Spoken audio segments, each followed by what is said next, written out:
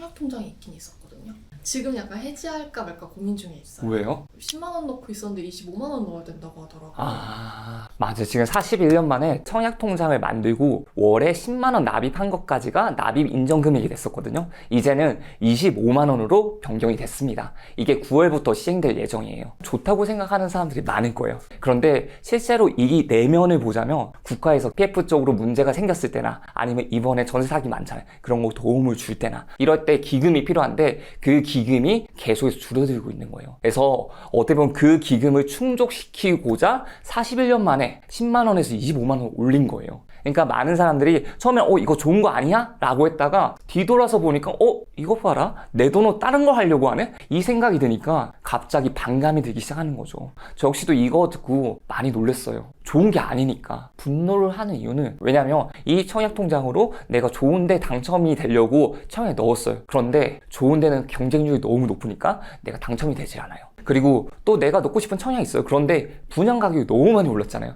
그러니까 내 수준에서 청약을 넣어갖고 새 아파트를 가질 수 있는 방법이 없는 거예요. 그러니까 청약통장이 있어봤자 그냥 일반 기축을 사는 게 내 수준에 맞지, 신축을 사게 되면 나의 가용 범위에서 훨씬 벗어나다 보니까 아예 이거는 청약에 넣을 필요가 없다라고 생각을 해버리는 거예요. 그런데 25만 원까지 넣으라고 하잖아요. 그러니까 어떻겠어요? 나 안 그래도 빠듯한데 10만 원 넣는 것도 겨우겨우 넣고 있었는데 25만 원씩 넣으래요. 나는 겨우 20년 동안 모아가지고 이 정도 만들었는데 나는 앞으로도 10만 원밖에 못 낼 텐데 누구는 갑자기 25만 원씩 내면서 갑자기 올라와 버리는 거예요. 만약에 아이폰이 너무 사고 싶은데 돈이 없어요. 근데 갑자기 월급을 올려준다고 하는 거예요. 기분 어때요? 월급을 이제 모아서 아이폰 사기 더 쉬워졌잖아요. 그런데 그만큼 아이폰 가격도 올려버린 거예요. 그러면 어때요? 인플레이션이 나오는 거죠. 근데 거기다가 여기 낸 돈에다가 세금까지 거둔대요. 근데 지금이 그런 수준이 되는 거예요. 왜냐면 일단 돈을 많이 모으신 분들은 계속해서 이제 나는 공공분양 당첨 가능성이 있어 라고 하시는 분들은 25만 원 넣을 거잖아요. 이제 그 사람들은 이제 계속해서 25만 원 넣게 되는데 기존에 넣지 않았던 사람들이 다시 25만 원씩 넣게 된다면 어차피 그 격차는 계속해서 간다는 거예요. 이렇게 25만 원으로 늘린 게 아까 기금이 부족하기 때문이라고 하셨어요. 네. 아니 이게 대출이나 나쁜 사람들이 뭐 전세 사기 친 그 금액을, 그러니까 무주택자인 내가 그 피해 금액을 내주는 거잖아요. 맞아요. 그냥 순전히 내는 사람 입장에서는 억울하겠죠. 내가 왜? 라는 생각이 들 수밖에 없어요. 그래서 제 주변에서는 그냥 해지하려는 사람들이 좀 많더라고요. 맞아요. 제 주변에서도 그런 분들이 많이 보이고 너무나도 공감되는 부분이거든요. 국가가 하는 게 마음에 안 들 수도 있잖아요. 근데 딱 그런 감정 빼고 나한테 조금 도움이 되는 방향으로 한번 살펴볼게요. 청약통장은 이제 거의 두 가지예요. 그냥 공공분양 당첨을 위한 사람과 그렇지 않은 사람, 민간분양을 위한 사람이죠. 그럼 공공분양을 원하는 사람들은 25만 원을 납부를 하시는 게 좋아요. 공공분양이 너무나 왔다고 원해서 조금이라도 더 싼 아파트를 원하기 때문에 나는 계속해서 청약통장에 돈을 넣을 거야 라고 하시는 분들은 25만 원씩 넣어야 돼요. 그리고 또는 청약통장에 납입 금액이 많으면 많을수록 당첨 가능성이 높아지니까 LH나 SH에서 하는 분양, 우리가 보는 휴먼시아라든지 이렇게 조금은 더 저렴하게 분양하는 아파트들 있잖아요. 그런 분양들은 이제 납입 인정 금액이 예를 들어 10만 원이면 매달 10만 원씩 얼마만큼 더 많이 냈는지, 25만 원이면 매달 25만 원씩 얼마만큼 더 많은 기간을 냈는지 이 순차제로 결정이 되는 거예요. 그래서 납입 금액이 중요한 거예요. 그런 사람들은 따라갈 수밖에 없는 거예요. 그래서 내가 공공분양에 당첨돼야 되겠다 하시는 분들은 해야죠. 그리고 특히나 1,500만 원 이상이면 금액을 상당히 많이 넣으신 분이잖아요. 이런 분들은 따라가야죠. 그런데 그 이외의 사람들이라면 내가 공공분양 노리지 않아, 그리고 나는 그냥 민간분양만 해도 돼. 일단 많은 분들이 해지하고 있는데 저의 생각은 해지는 하지 마시고 그냥 가지고만 있어도 도움이 되실 거예요. 왜냐면 여기에서는 이제 점수제, 가점제로 본단 말이에요. 그리고 그 안에 그 가점제 안에 청약통장 가입 기간을 봐요. 그래서 기간을 보게 되면 돈을 하나도 납부하고 있지 않아도 상관이 없습니다. 조금이라도 더 오래된 통장이 유리해요. 민간 분양이라고 한다면 우리가 흔히 아는 자이라든지 레미안이라든지 푸르지오, 힐스테이트 이런 게 전부 다 민간 분양이에요. 그냥 돈 넣지 말고 그냥 갖고만 있어도 되는 거예요. 맞아요. 그렇게 하기만 해도 점수는 계속해서 올라가는 거죠. 그렇기 때문에 넣지 말고 있어도 괜찮다고 하는 거예요. 그리고 만약에 혹시라도 여기 내가 돈이 너무 많이 들어있는데 이 돈 해지하고 나서 다시 하면 안 돼요 라고 생각하시는 분들도 있거든요. 내 통장에 1,000만 원이 있어요. 근데 나 1,000만 원이 쓰고 싶은 거예요. 근데 쓰려면 해지를 해야 되잖아요. 그냥 해지를 하시고 이 돈을 그냥 내가 가지시고 다시 또 청약통장을 만들고 여기는 돈을 납부를 하지 마시고 그냥 가지고만 있으세요. 다시 또 제로부터 시작을 하는 거죠. 짧아도 상관이 없어요. 기본적으로 규제지역 같은 경우는 통장을 생성해놓고 2년 동안 가지고 있으면 되거든요. 그리고 수도권 지역이라면 1년을 가지고 있으면 되는 거예요. 그러면 1순위를 할 수가 있어요. 왜냐면 청약통장은 제가 생각할 때는 보험 같은 존재예요. 만약에 정말 좋은 청약이 나왔어요. 청약이 나왔는데 이 청약을 할 수 있는 가장 기본적인 조건이 청약통장이 있어야 돼요. 그리고 또 청약통장을 1년 동안 보유하고 있어야 되는 조건이 있어요. 그러면 그 청약통장만 있어도 되는 건데 그 청약통장이 없다는 이유만으로 그 청약에 넣을 수가 없는 거예요. 너무 좋은 분야인데. 그럼 너무 아쉽잖아요. 그래서 저는 가지고 있는 것을 추천드리는 편이에요. 그럼요. 만약에 10년 넘게 청약통장을 갖고 있던 40대 김 과장님이 있어요. 이분은 보안과 치안이 안전한 동네, 쾌적한 커뮤니티가 있는 좀 그런 신축 아파트에 살고 싶거든요. 10만 원씩 10년 후에 넣었어요. 그럼 얼마가 되냐면 1,200만 원이 돼요. 어떻게 보면 좀 애매해요. 아주 애매하고 조금 좋지 않은 공공분야에 넣으면 당첨될 수도 있어요. 근데 이분이 원하는 좀 쾌적하고 안락하고 정말 살기 좋은 곳, 이런 곳에 가기까지는 조금 더 금액이 필요해요. 근데 그 격차가 점점 더 커질 거란 말이에요. 내가 25만씩 넣지 않는 이상은. 오히려 지금 이분 같은 경우는 민간 분양을 도전해 보셔도 괜찮아요. 대신에 분양재 상한제처럼 저렴한 아파트들, 또는 서울에서 분양하는 그래도 좀 시세 대비 좀 저렴한 아파트들, 이런 아파트들의 청약에 좀 도전을 해보신다면 그런 환경을 좀 갖출 수가 있을 거예요. 이분은 납입을, 특별한 일이 없으면 납입을 중지하셔도 돼요. 그리고 공공분양이 많이 나오지가 않아요. 민간 분양보다 훨씬 더 적게 나오거든요. 아파트를 우리가 직접 실제로 가면서 보세요. LH나 SH에서 지은 아파트가 많은지 아니면 일반 브랜드 아파트가 많은지, 브랜드밖에 안 보이잖아요. 그러니까 그만큼 공급을 하는 양이 적다는 거예요. 1억 정도 모은 분이고, 사실 지금 아파트 매매를 할지 혹은 그냥 청약을 할지 고민하고 계셨거든요. 아마도 1억을 가지고 있잖아요. 1억을 가지고 있으면 내가 살 수 있는 아파트는 대출을 받아서 산다고 해도 4억에서 5억 정도의 아파트를 살 수 있는데, 이 수도권의 아파트 중에서 4억에서 5억 정도라고 하는 가격을 가진 아파트들은 새 아파트들은 드물어요. 그러면 조금은 구축 아파트를 사거나 아니면 입지가 조금 떨어지는 곳을 매수할 가능성이 높겠죠. 근데 지금 김 과장님이 말씀하셨다시피 나는 편하고 환경 좋고 거주하기 좋은 곳, 이런 곳에 살고 싶다 했잖아요. 근데 그 돈은 좀 부족하기 때문이에요. 근데 지금 하는 분양들 중에서 실제로 가격이 저렴하게 분양을 하는 아파트들이 있거든요. 1억으로 가능한 아파트들이 있죠. 그냥 저기 외곽 아니에요? 그래서 많은 분들이 이제 그래, 나 1억이 있으면 분양 받을 수가 없어, 1억을 분양 받을 수 있을 외곽이겠지 라고 생각하시는 분들이 많거든. 입지가 안 좋겠지 라고 생각하시는 분들이 많단 말이에요. 그런데 입지가 좋은 곳에서도 싸게 분양을 하는 것들이 있습니다. 그래서 그런 게 있다 보니까 청약통장 해지하지 말라고 말씀드리는 거예요. 왜냐면 잡을 수가 있으니까, 그런 기회. 왜냐면 그런 기회가 민간 분양이면 또 추첨제도 있으니까. 이 호갱노을을 보게 되면 서울이 있죠. 네. 서울이 있고 좀 아래쪽으로 내려오게 되면 성남시가 있습니다. 그래서 분당구, 수정구, 중원구가 있죠. 그리고 용인시가 있어요. 수지구, 기흥구, 그리고 천인구까지. 그 다음에 그 아래쪽에 수원이 여기 있고 그 아래쪽에 화성이 있습니다. 우리가 생각하는 화성은 뭐가 생각이 나요? 엄청 크다라는 생각이 들 거예요. 화성 땅덩이가 진짜 크거든요. 근데 우리가 보통 화성이라고 하면 화성이라는 말을 잘 쓰지 않고 동탄이라는 말이 많이 써요. 동탄 신도시가 화성이 있는데 그 화성이 진짜 조그마한 일부분이에요. 근데 동탄에서도 싼 분양들이 많이 나오고 있어요. 이렇게 보면 반원이 그려진 데가 있고 이렇게 좀 길쭉하게 늘어진 곳이 있어요.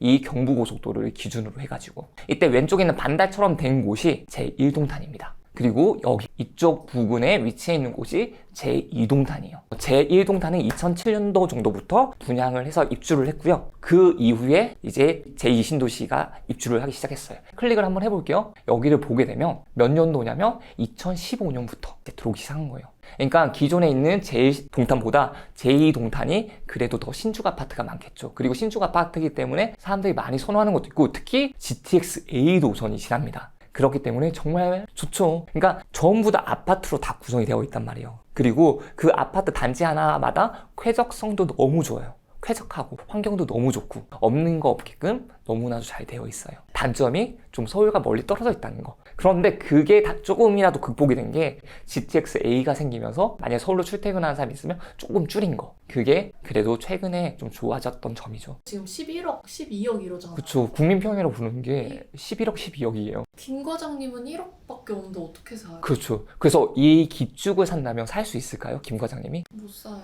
어렵죠. 근데 보세요. 여기 빨간색으로 되어 있는 게 분양 아파트예요.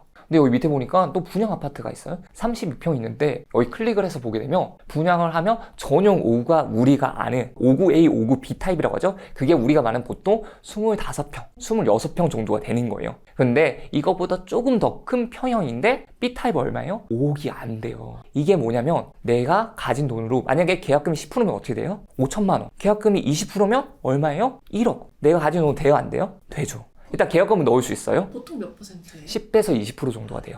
여기 보시면 계약금 20%죠. 네. 그러니까 1차 계약금 그리고 계약하고 나서 30일 이내에 2차 계약금. 그럼 두 개 합치면 얼마예요? 5천만 원, 5천만 원이니까 1억 정도가 되는 거예요. 그러니까 김 과장님 이제 되죠. 그 중도금은 얼마예요? 5억짜리 분양에서 5억짜리 분양이니까 60%가 중도금이겠죠. 네. 60%니까 3억이 되는 거예요. 근데 이 3억은 전부 다 중도금 대출이 돼요. 그럼 잔금은 얼마예요? 20%죠? 1억이에요. 그럼 내가 지금 필요한 돈이 4억이잖아요. 4억이 더 있었는데 김 과장이 대출 받아야죠. 근데 대출 받을 때 어떻게 대출 받아요? 감정가로 대출을 받잖아요. 그럼 주변 시세가 얼마인지를 알면 되는 거예요. 지금 나는 5억의 분양을 받지만 볼게요. 여기 바로 아래쪽에 있는 아파트도 있고요. 위쪽에 있는 아파트도 있어요. 위쪽에 있는 아파트를 먼저 볼게요. 여기에 24평 있네요. 여기는 5구지만 조금 전에 건 조금 더 컸어요. 24평 가격이 지금 8억 정도 해요. 실거래가 기준으로. 실제로 생각할 때는 내가 대출을 받을 때도 이 금액 5억에서 대출을 받는지를 생각을 하는데 그게 아니라 신축 아파트는 감정가로서 대출을 받을 수가 있어요. 잔금 대출을 받을 때는.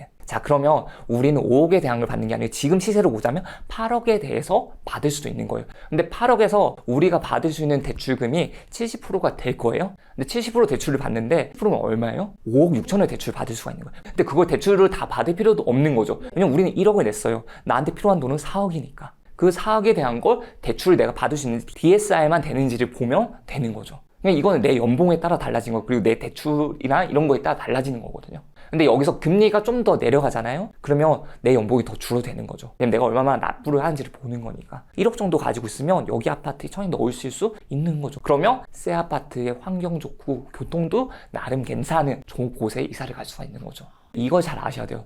옆에 있는 아파트가 8억이에요. 10년 된 아파트가. 그럼 최소한 여기가 3억 정도의 마진이 붙어 있는 거죠. 보세요. 여기 아파트는 2005년식이에요. 완전 구축이네요. 네, 그렇습니다. 그렇기 때문에 조금 더 차이가 나요. 그래서 여기 아파트랑 비교를 한 거고, 그래서 잘 보세요. 여기 아파트가 올라갔을 때 8억 정도, 도로 하나 차이에 이 정도 가격을 형성할 수가 있어요. 그러면 최소한 3억 정도를 내가 안전마진을 가져가는 거죠. 그렇기 때문에 충분히 안전마진이 있는 거죠. 이렇게 가격을 보고 청약에 넣으셔야 되는 거예요. 청약이라고 해서 무조건 넣는 게 아니라. 아마도 방송 나가는 시점에 이 아파트가 분양이 끝났을지 안 끝났을지 모르겠어요. 근데 이 아파트가 끝이 아니기 때문에 이런 아파트가 있을 때는 항상 넣어야 되고, 지금 동탄에 이렇게 분양하는 아파트는 공공택지지구에 그리고 대규모 택지지구이기 때문에 수도권에 있는 사람은 다 넣을 수가 있는 거예요. 화성에 있는 사람도 넣을 수 있고요. 경기도에 거주하시는 분도 넣을 수가 있고, 서울, 인천에 사는 사람도 넣을 수가 있는 거예요. 그래서 누구나 청약이 되는 겁니다. 1억으로 수도권 아파트를 살 무기인 거네, 이건. 진짜 무기인 거죠. 이건 내가 청약을 넣고 여기에 당첨될 수 있는 기회를 잡을 수 있는 무기가 되는 거죠. 그런데 청약 통장 없으면 여기 넣을 수 있을까요? 없을까요? 없는 거죠. 진짜 갖고만 있는 것만으로도 도움이 돼요. 정답이에요. 정말 그냥 갖고만 있어도 돼요. 저는 솔직히 말해서 서울 가고 싶거든요. 그래도 최소한 1, 2억 정도는 괜찮을 것 같아요. 왜냐면 사실 그 정도만 하더라도 내가 모으는 돈보다는 훨씬 더 크잖아요. 그리고 더 좋은 아파트를 분양받을 수가 있으니까. 저한테 가장 많이 물어보는 이야기 중에 하나가 청약통장 가지고 있는데 어떻게 활용해요? 라는 말이에요. 근데 제가 생각할 때 청약통장은 분명 나한테 큰 무기가 될 수 있는데 그걸 활용하는 방법을 조금만 알아도 내가 해볼 수가 있거든요. 근데 이렇게 해보지조차도 않으시는 분들한테 저는 좀 도움을 드리고 싶은 거예요. 그래가지고 제가 청약통장을 만약에 썼다라고 했을 때 필요한 부분들이 있겠죠. 내가 자금을 계산하는 방법, 그리고 플러스 내가 가진 돈으로 어디에 청약을 넣어야 될지도 모르시는 분들이 많이 있거든요. 그래서 그런 청약 단지에 대해서 조금은 알려드리고 싶었어요. 저 동탄이 있고 동탄이 좋은 지역이라는 걸 알지만 동탄을 내가 이런 생각을 많이 했을 걸. 왜냐면 내가 넣을 수 없을 거라고 생각을 하니까. 내가 돈을 조금 가지고 있더라도 거의 맞는 거. 내가 돈을 좀 많이 가지고 있으면 많이 가지고 있는 것에 맞는 단지. 이렇게 청약이 너무 중요하죠. 예를 들어 내가 지금 돈이 좀 많아요. 한 10억 이상 있다고 생각을 해볼게요. 10억 이상 있으면 동탄을 노리는 것보다는 오히려 강남, 서초 이런 데를 노리는 게 더 좋다는 거죠. 근데 내가 소액이에요. 소액이라면 내가 할 수 있는 청약 중에 좋은 곳들을 보는 거예요. 분양가 상한제 지역인, 공공택지인 이런 곳을 노려보는 거죠. 그러면 그래도 내가 가진 금액에서 가장 좋은 아파트를 청약받을 수가 있는 거죠. 내 무기예요. 내 무기는 사용해야 무기죠. 그냥 놔두고 있으면 녹슬게 되는 거죠. 좋은 아파트는 경쟁률이 너무 높고 사실 나는 10만 원씩 몇 년째 넣고 있지만 청약으로 정말 돈 벌 수 있는 거 맞아요? 하는 그런 마음이 많이 들거든요. 아마 정말 많은 사람들이 느끼는 감정일 것 같아요. 그러니까 저도 취업하자마자 청약통장 제일 먼저 만들었거든요. 그게 29살 때였어요. 근데 청약통장을 어떻게 사용해야 되는지를 몰라요. 그냥 넣는다. 너 청약통장 가지고 있어? 가지고 있어. 그걸로 뭐해? 넣고 있어. 그게 나중에 도움이 될 거야 하는데 어디에 도움이 되는지를 몰랐어요. 그리고 나서 시간이 지나고 나서 보니까 또 아쉬운 거예요. 그래서 그런 게 너무 안타까운 건 지금도 과거의 저처럼 생각하시는 분들이 너무 많아요. 어쨌든 청약은 경쟁률이란 말이에요. 그러면 경쟁률을 내가 조금만 파악을 할 수 있어도 그래도 가능성이 조금 더 높은 곳으로 넣을 수가 있는 거고 활용을 할 수 있는 부분들을 조금만 알아도 내 당첨 가능성이 높일 수가 있거든요. 왜냐면 제가 알려드린 분들 중에서 생각보다 청약 당첨자들이 많아요. 근데 중요한 거는 저는 청약이 당첨됐을 때 후회 없는 청약, 그러니까 내가 당첨되고 나서도 불안해하지 않는 청약, 이런 청약들에 대해서만 알려드렸어요. 저는 청약을 넣을 때 딱 3가지를 중요하게 보라고 해요. 그 첫 번째가 가격 자체가 실제로 조금은 저렴한지. 왜냐면 안전마진, 나의 안도감을 위해서예요. 그리고 그 아파트가 나중에 좀 상승할 때 더 많이 올라갈 수 있거든요. 두 번째는 자금 계산을 해야 돼요. 그래서 제가 이거 준비를 한 거죠. 자금 계산을 할 수 있어야지 내가 청약 당첨돼도 그 이후에 플랜을 짤 수가 있는 거고, 넣기 전에 내가 그 기회를 잡을 수 있는지 없는지를 파악을 할 수가 있는 거예요. 세 번째, 내가 거기서 거주를 해야 될 수도 있어. 내가 거주할 수 없는 지역이라면 어떻게 될까요? 근데 최소한 내가 거주할 수 있는 지역이었으면 좋겠어요. 꼭 3가지만 지키신다고 하더라도 후회하지 않는 청약을 하실 수가 있을 겁니다. 제가 지금까지 봐왔던 청약 시장에서 시장이 안 좋을 때 청약을 하는 게 제일 좋거든요. 근데 지금 시장도 안 좋아요. 안 좋을 때 나타나는 전조 현상이 전세 가격이 많이 올라요. 왜냐면 사람들이 집을 안 사니까. 주거는 해야 되는데 집을 안 산다는 건 결국 임대로 거주를 한다는 거거든요. 그러면 전세 또는 월세로 거주를 할 거잖아요. 그럼 전세 금액이 어떻게 돼요? 올라갈 가능성이 높겠죠. 그래서 이전에 청약을 넣었던 사람은 입주 시점에 그 전세 가격이 거의 분양 가격까지 올라가는 경우들도 많았어요. 그러면 그 아파트 가격이 어떻게 돼요? 같이 올라가는 거죠. 옥수 파크힐스로 볼게요. 여기가 2016년식이에요. 그럼 분양을 했을 당시는 어떨까요? 여기 보시면 지금 가격이 5억 2천이에요. 전세 가격. 2016년 5월에. 이 아파트 입주를 2016년 11월에 했죠. 여기서 보게 되면 지금 전세가 5억 정도예요. 그리고 아파트 값이 7억 정도예요. 근데 시간이 여기서 딱 2년만 더 가볼게요. 2018년 9월로 가볼게요. 2018년 9월로 가보게 되면 전세가 6억, 매매가 10억 9천이 되는 거예요. 자, 조금 전에 전세가 얼마였어요? 5억이었죠.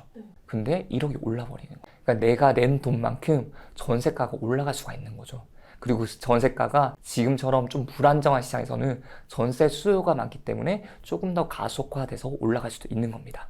일단 말씀하신 것처럼 고분양가라고 하는 부분은 지금 시장에서는 너무나 통용이 되는 말이에요. 하지만 그 고분양가 중에서도 저렴한 걸 찾아야죠. 그렇기 때문에 청약을 아무 곳이나 넣는 게 아니라 이 가격을 봐야 되는 거. 그래서 제가 첫 번째 가격이라고 말씀드렸던 거예요. 최소한 옆에 있는, 인근에 있는 단지들과 비교를 해보고, 그리고 내가 아는 여기랑 비슷한 입지들의 아파트들과 비교를 해보는 거예요. 그래서 이 아파트가 싸다고 생각되면 이 아파트에 청약에 넣으시면 되는 거고, 아닌데 여기 비싼데라고 한다면 내가 비교했던 기축 아파트에 매수를 하는 것도 중요한 겁니다. 분명 방송 보실 때는 이렇게 생각하실 거예요. 쉽네? 나 할 수 있겠네? 생각하는데 실제로 혼자서 해보면 분명 힘들거든요. 그래서 만약 청약을 내가 이거 진짜 한번 해보고 싶다 하시는 분들은 제가 좀 도움을 드릴 수 있을 것 같습니다.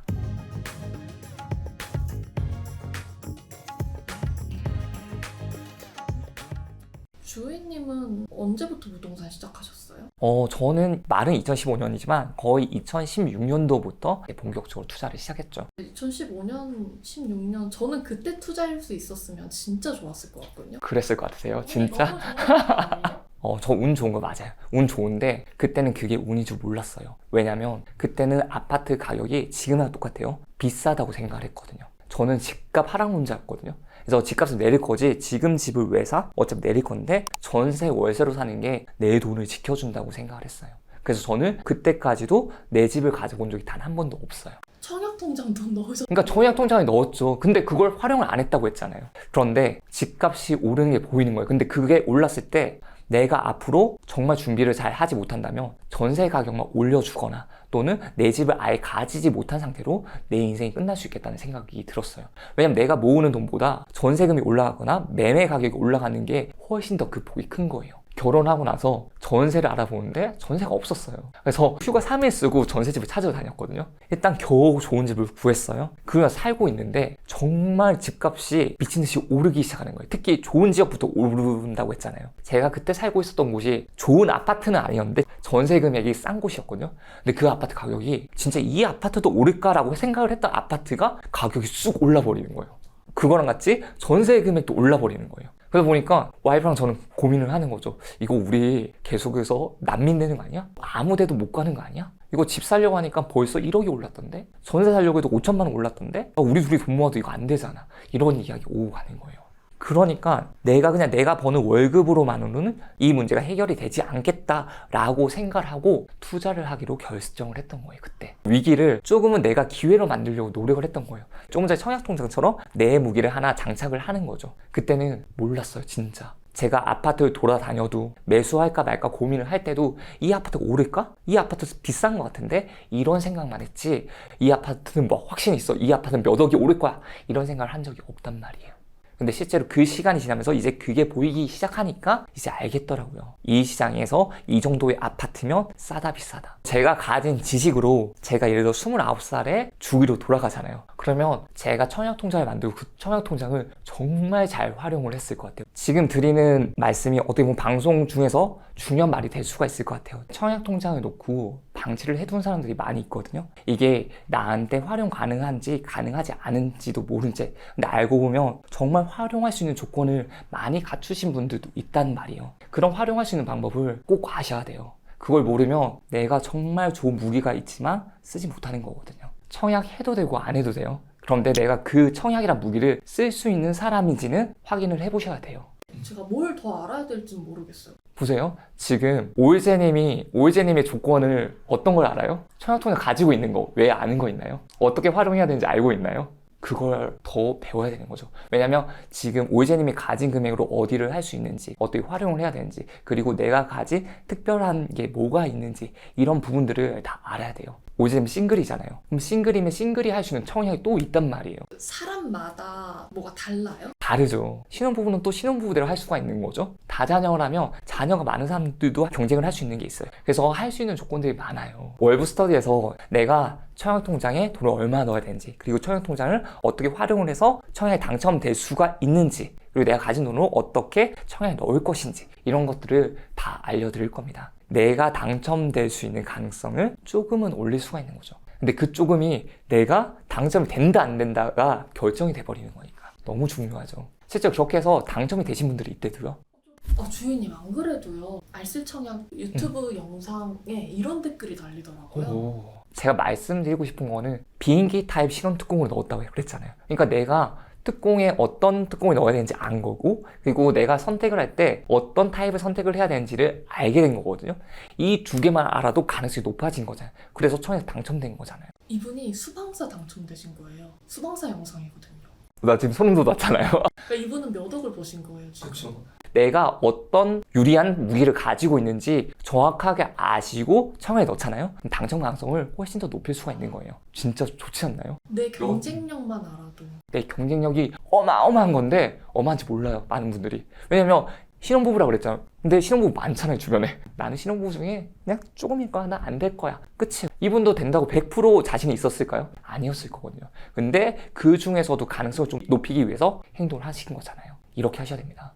그 외에도 그냥 한 번만 들어도 바로 청약하고 또 돈 벌 수 있게 따라하면 되도록 해준다는 후기가 또 많더라고요. 그건 너무 당연한 것 같아요. 왜냐면 제가 처음부터 청약의 시작과 끝까지 다 알려드리거든요. 청약통장을 오랫동안 가지고만 있었지 제대로 사용하는 방법도 모르고 있다가 미혼인데다가 1인 가구라 청약통장의 가입 기간만이 가점이 크겠구나 라고 생각했었는데, 강의를 들으면 들을수록 고정관념이 하나 둘씩 내려놓아지는 느낌이었습니다. 이것뿐만이 아니라 장점이 또 많거든요. 이분이 또 어떤 장점을 가지고 있는지 본인만이 알 수 있어요. 그래서 저는 전체적으로 펼쳐주죠. 수강생마다 어떤 부분의 장점을 가지고 있는지를 모르니까. 그래서 이런 장점도 있고 이런 것도 있고 이런 것도 무기를 사용할 활용할 수 있어요 라고 하면 그분들이 나한테 속하나? 이런 장점들이 나에게 활용을 할 수 있나? 이걸 보는 거거든요. 근데 여기서 알려주는 게 보통 청약 강의랑 좀 달라요. 왜냐면 청약은 무조건 넣으면 되는 게 아니라고 했잖아요. 그래서 거기에 대해서 가격을 알아야 되거든요. 그 가격이 진짜 적당한 가격인지 아닌지. 그러려면 거기에 대한 입지도 알아야 돼요.